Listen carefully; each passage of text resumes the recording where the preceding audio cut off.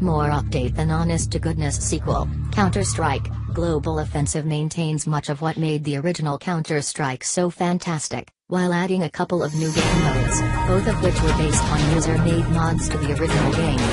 In this update, Counter-Strike continues to enjoy the enthralling gameplay and near-perfect balancing that took it from a cult hit in college dorm rooms to one of the seminal games in the multiplayer first-person shooter genre. In case you're unfamiliar, Counter-Strike is an entirely multiplayer experience. You can play offline against AI bots, but these are still merely simulating what it's like to play online, rather than really giving you a single-player game. The good news is that this is as good as online team-based shooters get. In the traditional game mode, there are two types of matches and two tiers of play. Casual level is for newer players and removes aspects like friendly fire and the need to purchase armor and ancillary items each round. More on that in a second.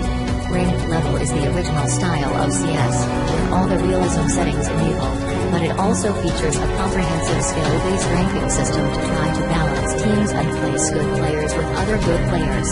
Both of these tiers feature several maps. Original CS maps like the _ Dust are reproduced here and still going strong, mixed in with entirely new maps, and each map is tied to one of two game types. In Defusal, one team, the terrorists, must plant a bomb at a critical site and defend it until it explodes, while the other team, the counter-terrorists, must try to either prevent them from planting it or defuse it before it goes off. The other game type, Hostage Rescue, turns the tables. Here, the terrorists have taken a group of AI hostages that they must protect until time runs out, while the CTs must assault their location and free the hostages. One important facet to both of these game modes is that there are multiple short rounds in a match, and after each round you must purchase weapons, armor, grenades, and other equipment using money you earn for killing enemies, winning the round, or doing other important tasks. Thus, as games go on, winning teams tend to have better equipment, while losing teams tend to be worse off. The disadvantage is never insurmountable, but it does give teams an incentive to work well as a team.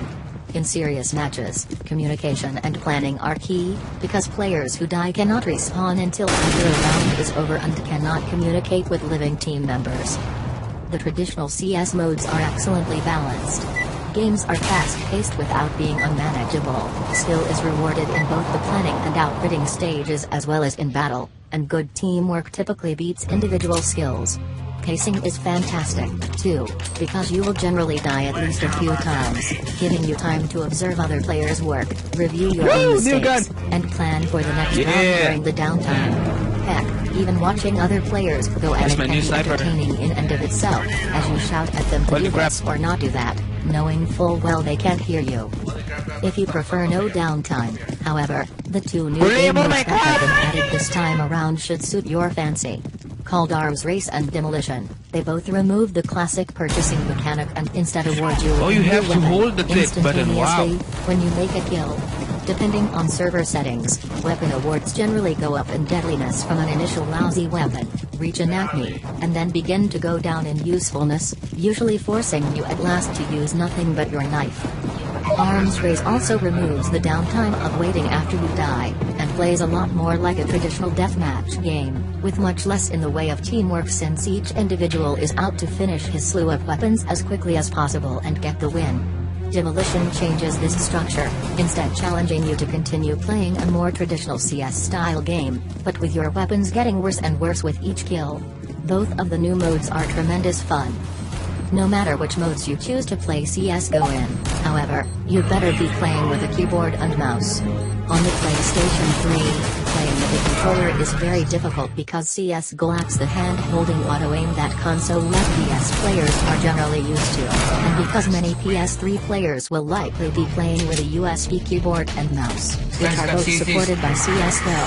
360 players aren't so lucky, unfortunately, as they're relegated to a controller. This isn't really a disadvantage, of course, as everyone else on Xbox Live is playing with one, two, but you definitely won't be getting the ultimate ultimate CSGO experience playing with thumbsticks and shoulder buttons. Regardless of your OS, you will appreciate some of the bells and whistles as appropriated from other web games, especially Team Fortress 2. Like in that game, you now have nemesis players who can dominate you by killing you consecutively, and you can take screenshots of the moment of your death. Should you like to memorialize that kind of stuff? When using a keyboard and mouse, you'll notice the controls are sharp and easily customizable. Unlike the guns in, say, Battlefield, most of CSGO's guns do not have a name down the sight feature. There are no vehicles, special weapons, or power-ups, either. You get your gear, learn the maps, and rely on your skills to take you to the finish line. Graphics, while improved from the source engine, are nothing fancy, and neither is sound, although veteran players will be gratified to hear that many of their favorite gun sounds are retained from earlier versions, especially the continuous AWP. CSGO adds a lot of new guns, too, of various types, and even a new grenade, the incendiary grenade, which can light a small area on fire for a short time, preventing players from passing through without taking damage. Bottom line, CSGO adds plenty, tweaks a little, and keeps the best parts of the classic multiplayer FPS. If you're into shooters, team-based gameplay, or just classic games that are updated well, you won't do better at the moment than CSGO.